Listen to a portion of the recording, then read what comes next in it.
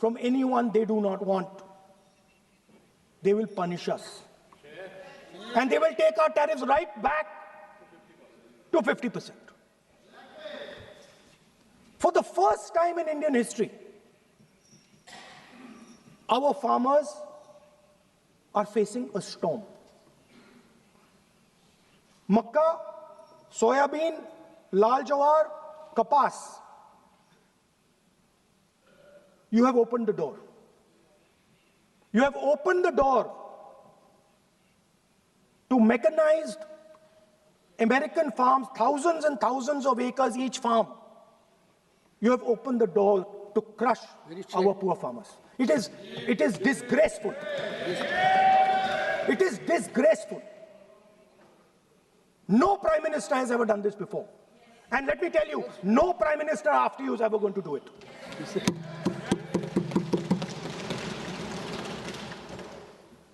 So we are facing a storm. You accept that we are facing a storm. You yourself say the era of one superpower is over, intensifying geopolitical conflicts.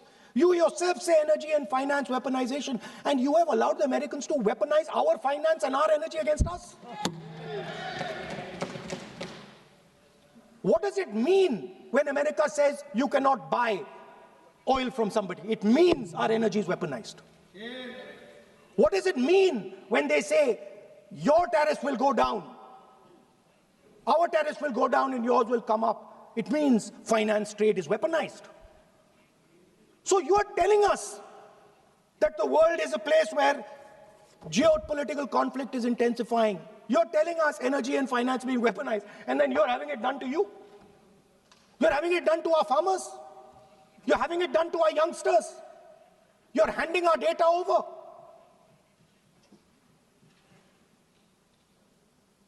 How can you even make these statements?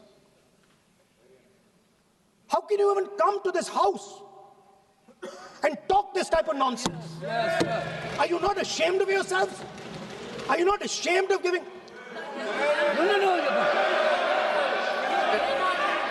We are patiently listening to Honorable Leader of Opposition. We are patiently listening, but the words... So I'm not yielding, sir. No, but you are saying shameful... You are saying nonsense. Nonsense. So how can you... Okay, when the Finance Minister replies in the evening, the Leader of Opposition should listen to the reply of the Honorable Finance Minister. Yes. My request is, please use the word whatever you choose to use, but don't make it abusive. It doesn't. That's not abusive, my friend. Nonsense. जो nonsense आपने use किया, वो कार्रवाई का हिस्सा नहीं बनेगा. Nonsense is not appropriate. I did not use nonsense, sir. You have used. You have used. You have used. Okay, sir, I won't use nonsense. Please. Sir, ashamed is not an abuse. There's nothing. In saying, are you not ashamed? There is no abuse. No, ashamed you can use. I am just stating. Whatever you have, okay, sir, let me speak. Forgotten, I think so. I am saying, Speaker, sir, I am saying that you have sold India. Are you not ashamed of selling India? Yes. Do you have no shame of selling India? You have sold our mother, Bharat Mata. Do you have no shame? But sir, the interesting thing is, I know that the Prime Minister would not sell India under normal circumstances. He will not do it. You know why he sold India? Because they are choking him. Mr. Rahul, address to the chair, please. He has sold India because they are choking him. They've got a grip on his neck. Speaker साहब, मैंने बोला जब चोक लगाते हैं दूसरे व्यक्ति की आंख में देखते हो तो डर दिखता है सर, पीएम की आंख में डर दिखता है. दिख रहा है सर आंख में आंख नहीं मिला पाते हैं. स्पीकर सर दो चीजें हैं सर. एक sir Epstein case. Sir 3 million files are still locked up. उसका इस विषय से कोई संबंध नहीं। नहीं क्यों I want to understand. I will not allow you. आप कौन होते हैं? आप बैठिए, आप बैठिए। नहीं देखिए, आप लगातार आपको 25 sir. मिनट हो गया, किसी ने डिस्टर्ब नहीं किया। Okay, Speaker sir, वो abstain की बात नहीं कर रहा। Is not related with the budget. Okay, sir, I won't say abstain. I will not allow it. That will I'm not not be saying part of it. abstain. चलिए। Speaker sir, at the center of our budget, if you look carefully, at the center of our budget, like I said, jujitsu में grip दिखती है, राजनीति में grip choke नहीं दिखता. At the center of our defense budget is a choke applied by Mr. Adani. देश में और एक नहीं है, उनका आउटपोस्ट ही है, उनका एक्सटेंशन है। नया नेशनल इंस्टीट्यूट ऑफ डिजाइन हम बनाने के लिए घोषणा कर चुके हैं। वो पूर्वोदय में होगा।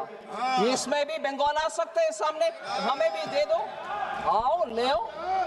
बंगाल के हित में अगर चाहते हैं सामने आओ ले लो। बीजेपी आएगी बंगाल में, बीजेपी आएगी बंगाल में। मैडम, एक और विषय मैंने बहुत ही ध्यान से सुना, ऑनरेबल मेंबर अभिषेक बैनर्जी का स्पीच ध्यान से सुना।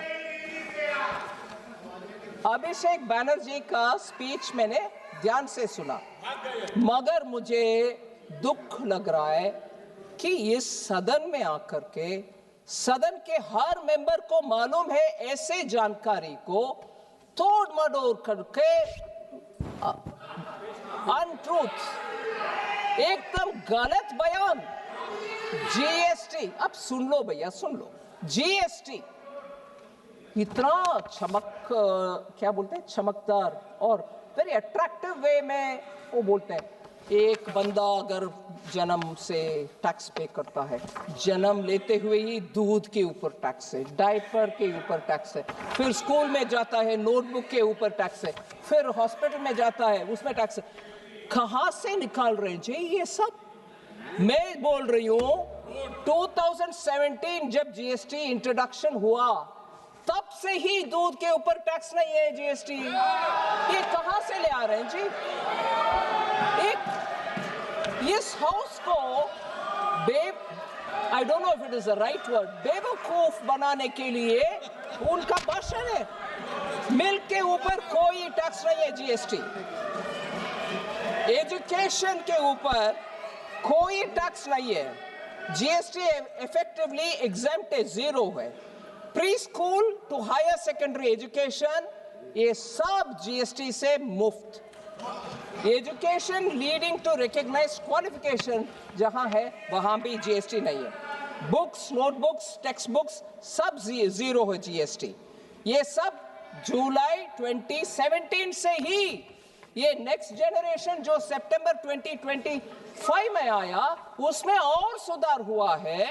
एंड देयरफॉर एसेंशियल, और ये भी पेंसिल, शार्पनर, रबर, इतना आई मीन मुझे लग रहा है कि how can you go on saying like this untruth. ये टीएमसी का भी जीरो आने वाला है, टीएमसी का भी जीरो आएगा, जीरो। और पेंसिल शार्पनर मैं स्पष्ट करने के लिए बोल रही हूं मैडम आपको, ये आप आराम से सुनिए ना, आप सुनिए madam. Pencil, sharpener, eraser, exercise book, notebooks, maps सब जीरो है। सो ये कहां से निकल कर डेटा ले आ रहे पता नहीं। हेल्थ केयर सर्विसेज सितंबर 2025 से इधर बहुत चर्चा हुआ मानसून सेशन के समय, उसके बाद हेल्थ में मैं जीएसटी काउंसिल को धन्यवाद कहना चाह रही हूं, सभी मंत्रीगण उसमें सहमत थे। जीएसटी रेट ट्रीटमेंट, डायग्नोसिस और केयर के लिए जीरो है, टोटली एग्जेम्प्ट है since 1 July 2017। Health and life insurance अभी वो भी जीरो को आ गया प्रीमियम के ऊपर। फिर पता नहीं कहां से बोल रहे हैं। फिर मुझे बहुत ही दुख लगा और ये विषय हम सबको दुखदायक बनाने वाले विषय हैं।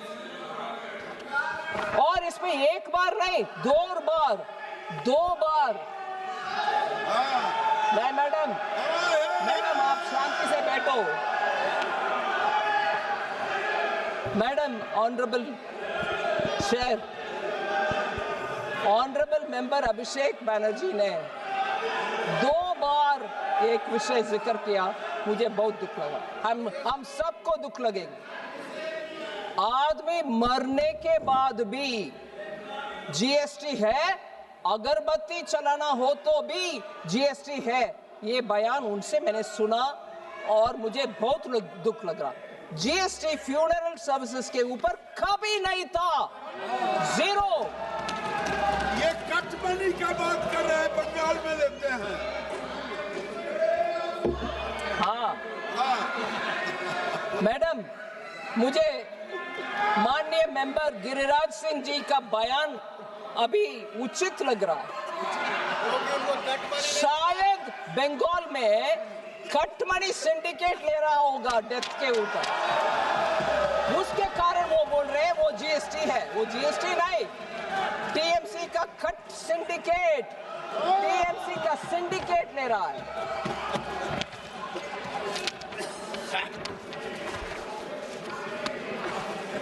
मैडम, एक और विषय,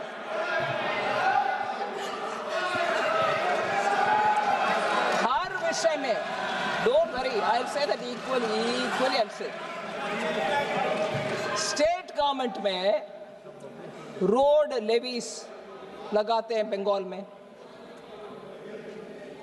और न्यू व्हीकल रजिस्ट्रेशन के समय लगाते हैं।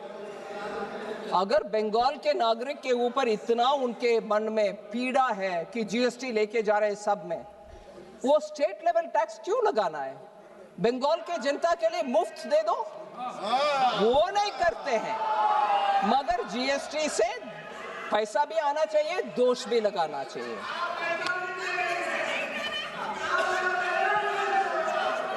मैं एक रिक्वेस्ट करती हूँ माननीय मेंबर को, मैंने एक रिक्वेस्ट करती हूँ, उनके गवर्नमेंट में जाकर बोलें। मैडम सुनिए, आपके गवर्नमेंट को बोलो, आपके गवर्नमेंट के पास ये बात बोलो। ऑनरेबल एमपी कॉमन मैन के ऊपर, सुनिए मैडम, आपके कॉमन मैन के ऊपर बंगाल में बोझ कम करना चाहते हो तो मैं बोल रही हूं, कोलकाता में पेट्रोल दिल्ली से कंपेयर करते हुए 10 रुपया क्यों ज्यादा है? आप जाके उसको कम करो ना। डकैती। वो कम करो मैडम। और लास्ट में बंगाल के विषय में मैडम, मैंने जब अनाउंस किया, मैंने एक माननीय सदस्य प्लीज, ईस्ट फ्रेट मैडम, इस बजट में हमने दंकुनी का नाम लिया। दंकुनी क्योंकि ईस्ट वेस्ट कॉरिडोर बनना चाहिए। ईस्ट वेस्ट कॉरिडोर जहां दंकुनी से सूरत को जाना है, वो हमने अनाउंस किया। बंगाल के नेतागण को इतना दुख है, बंगाल के लोगों को इतना दुख हो कि ये अनाउंसमेंट माननीय सीएम ममता बनर्जी जब रेलवे मंत्री थी उस समय ये अनाउंसमेंट हो चुका है। आप कुछ नया नहीं कर रही हो। ये अनाउंसमेंट, ये उनका शिकायत है। Dankuni to Surat east west freight corridor का अनाउंसमेंट, उसमें बंगाल के लोग बोलते हैं ये तो हमारी ममता बनर्जी रेलवे मंत्री जब थी उस समय अनाउंसमेंट हुआ है। गलत है, बिल्कुल गलत है। I have announced new dedicated freight corridor दंकुनी से सूरत। माननीय ममता बनर्जी जी ने लुधियाना से कोलकाता को दंकुनी के द्वारा कुछ अनाउंस करके चले गए, वो कुछ नहीं हुआ उसमें। मैंने अनाउंस किया दंकुनी से सूरत, वो बिल्कुल नया है, इसलिए हर विषय में श्रेय लेने का कष्ट ना करें।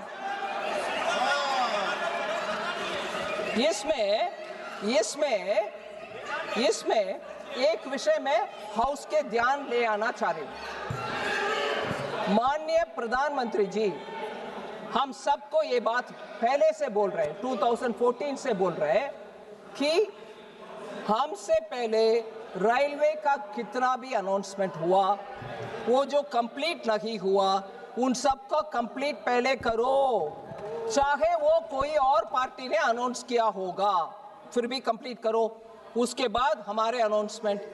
ऐसे 1990 से मैडम 28 प्रोजेक्ट्स अटका पड़ा था, उन सबको हमने मोदी जी के नेतृत्व में हमने कंप्लीट कर चुके हैं, 1990 से जो पेंडिंग है।